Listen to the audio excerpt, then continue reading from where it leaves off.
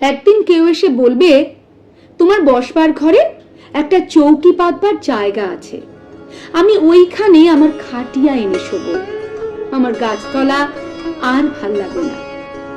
একদিন কেউ এসে বলবে, তোমার ভাতের থালা থেকে আমি 3 গ্রাস তুলে নেব, কারণ আমার কোনো থালাই নেই, আমার অনাহার একঘেয়েমির মতো ঠিক ঠিক করে জ্বলছে, আর আমার ভাল লাগে না।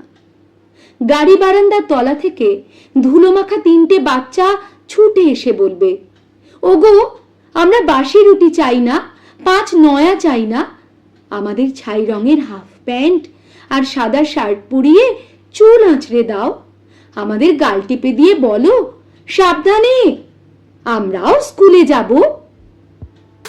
একদিন কয়লা খনির অন্ধকার থেকে উঠে আসবে একজন কালো রঙের মানুষ। সে অবাক হয়ে বলবে, এ কি, আমার জন্য কোনো শোক সভা নেই কেন?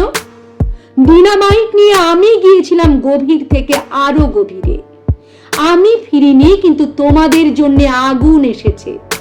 আমার নামে তোমরা কেন নাম রাখুনি শহরের রাস্তার? তবে এইসব রাস্তা কাদের নামে? তাদের তো আমি চিনি না।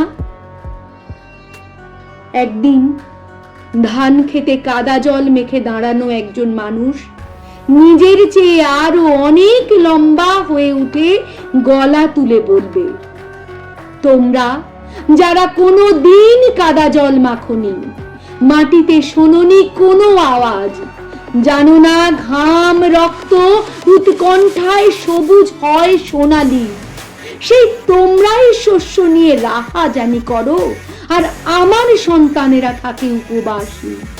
তোমাদের লজ্জা করে না? আমি আসছি, আমি আসছি।